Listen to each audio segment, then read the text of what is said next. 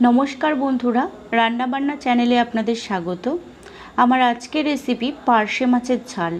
तो चलुन उपकरणगुलो देखे निই। प्रथमेই आमी 15 पिस पार्शे माछ निये निয়েছি। माछेर मध्य ऐड करे दिয়েছি 1 टीस्पुन लवण, 1 टीस्पुन हलुद गुঁড়ো। एबार लवण और हलुद गुঁড়ো दिए खूब भालोभाবে माछगुलोके माखिয়ে नेब।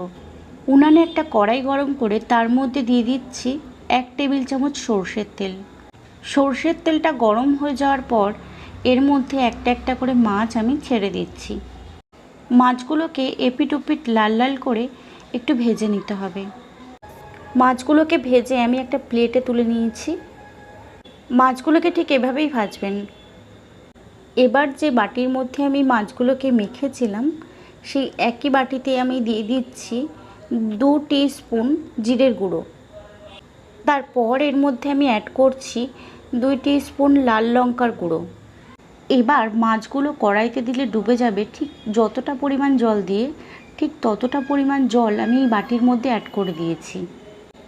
এবার যে কড়াইতে আমি মাছগুলোকে ভেজেছিলাম সেই কড়াইয়ের মধ্যে মাছগুলোকে আবার দিয়ে দিচ্ছি। এরপর সেই মশলা ভেজানো জল পুরোটাই মাছের মধ্যে দিয়ে দিচ্ছি। দেখতেই পাচ্ছেন আমি ততটা জলই অ্যাড করেছি যতটা জলে মাছগুলো ডুবে যাবে। 10 মিনিট আমি এইভাবে রান্না করে নেব। যেহেতু মাছগুলো আগে থেকে ফ্রাই করা আছে তাই ঢাকনা চাপা দেওয়ার কোনো প্রয়োজন নেই। 10 মিনিট পর ধনেপাতা কুচি ছড়িয়ে আমি মাছটাকে তুলে নেব। পার্শে মাছের ঝাল এখন একদম রেডি। এখন আমি এটা সার্ভ করার জন্য নামিয়ে নেব।